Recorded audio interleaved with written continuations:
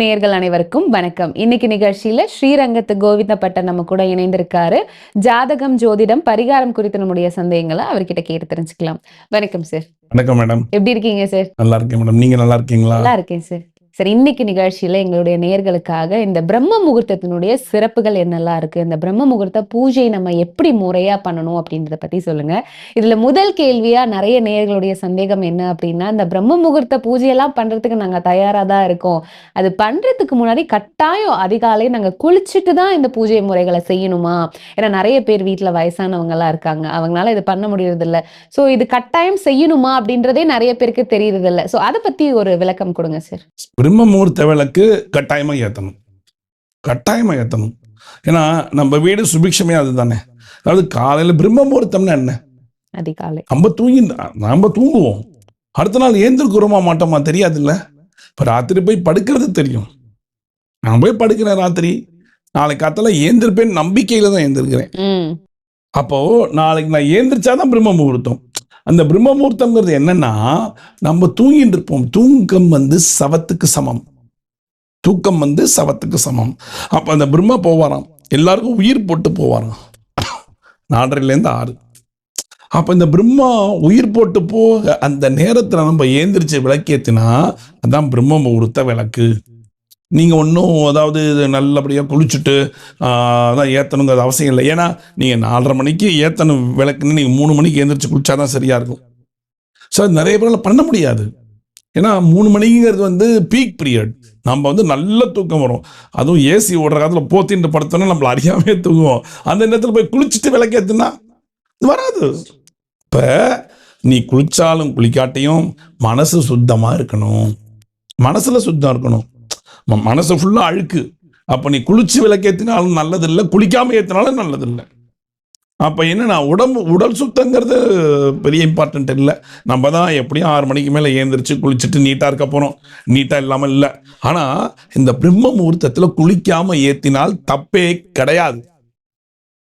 அதுக்கு நீங்கள் என்னோட மனசு கேட்க மாட்டேங்குதா? ஏந்திருங்க, பல்லு தைங்க, முழங்கால் வரைக்கும் நல்லா வாஷ் பண்ணிக்கோங்க. தீர்த்தம் இருக்கு இல்லையா, தண்ணி, அதை தலையில் புரோஷனம் தளிச்சுக்கோங்க.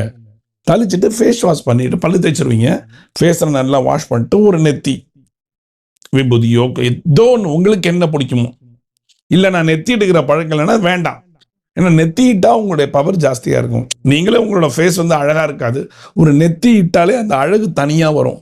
நெத்தி இட்டுட்டு வாங்க, 4:30 மணினா 5 மணிக்குள்ள விளக்கேற்றுங்களேன்.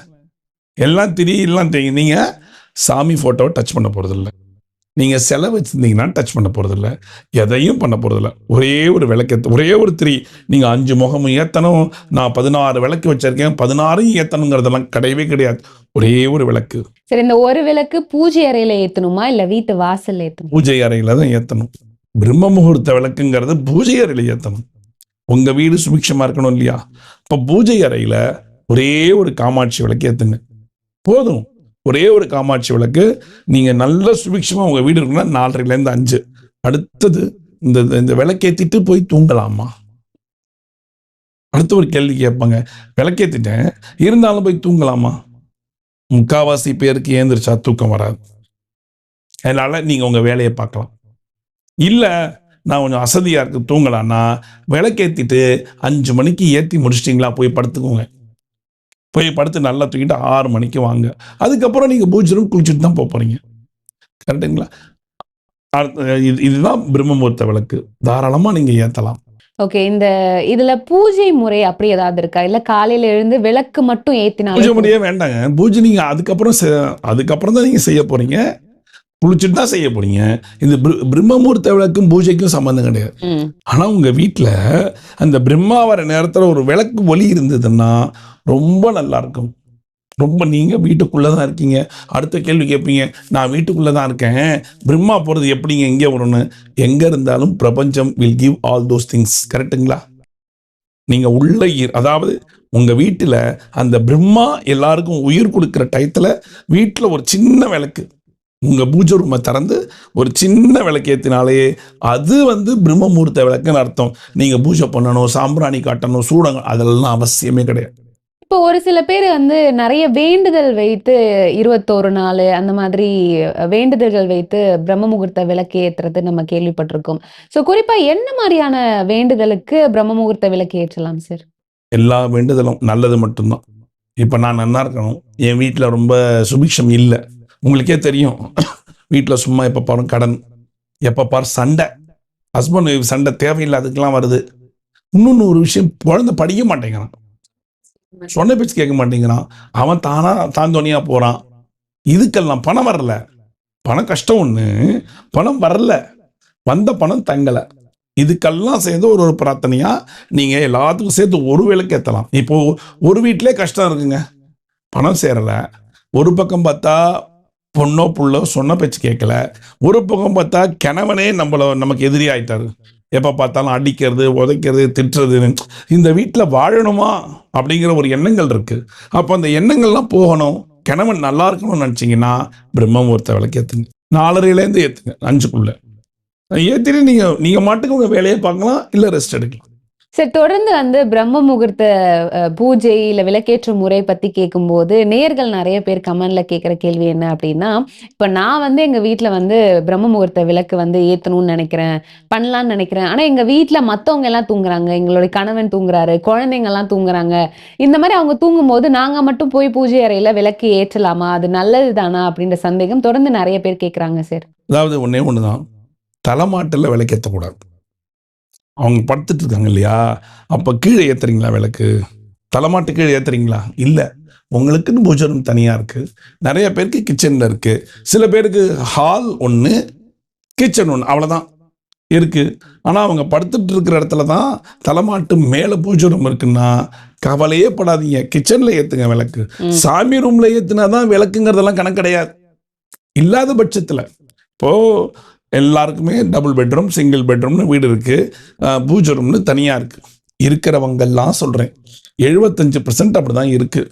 ஸோ இல்லாதவங்க, அதாவது ஒரே சில பேர் வீட்டில் பார்த்தீங்கன்னா ஹாலு கிச்சன் பாதியாக விட்டுருப்பாங்க, அப்போ படுத்துட்டு இருப்பாங்க, தலைமாட்டுக்கு மேலே பூஜை ரூம் இருக்கும், இல்லை சைடில் பூஜை ரூம் இருக்கும், கொஞ்சம் ஏற்றினா மனசு கொஞ்சம் கஷ்டமாக இருக்குது அப்படின்னு நினச்சிங்கன்னா, நீங்கள் உங்கள் அடுப்பு இருக்குல்ல, கேஸ் அடுப்பு வச்சுருப்பீங்க பக்கத்தில், இப்போ நீங்கள் பாலெல்லாம் காய்ச்ச போகிறது இல்லை, கேஸ் அடுப்பு பக்கத்தில் சின்ன ஒரு பிளேட் வச்சுக்கோங்களேன், பித்தளை பிளேட், எவர்சில் வரலாம் கூடாது, பித்தளை பிளேட்டு, ஒரு காமாட்சி விளக்கு, எண்ணெயை ஊற்றி திருகி அங்கே ஏற்றுங்க. எல்லாரும் என்ன நினச்சிட்டு இருக்காங்கன்னா, பூஜை ரூமில் விளக்கு ஏற்றினாதான் நமக்கு சுபிட்சம் கிடைக்கும்னு. அப்படிலாம் கணக்கு கிடையாது. இப்போ வந்து என்னென்னா, இப்போ நான் சிங்கிள் ரூமில் இருக்கேன், ஒரே ரூமில், அதாவது ஜென்ட்ஸ் எடுத்துக்கோங்க இல்லை லேடிஸ் எடுத்துக்கோங்க, வேலைக்கு போகிற லேடிஸு எங்கேயாவது ஒரு இடத்துல வந்து ஒரு ரூமில் இருப்பாங்க, சின்னதாக ஒரு ரூம், கிச்சன் கூட இருக்காது, அவங்களுக்கு நான் ஏற்றலாமா? யார் வேணாலும் ஏற்றலாம்.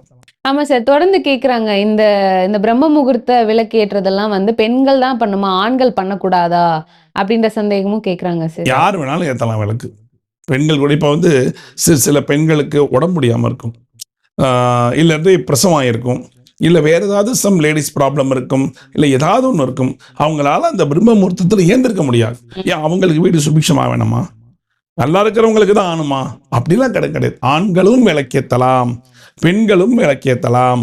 பெண்கள் தான் நிறையா வீட்டில் ஏற்றுறாங்க. அது வந்து என்னென்னா ஒரு ட்ரெடிஷனாக கொண்டு வந்துட்டாங்க.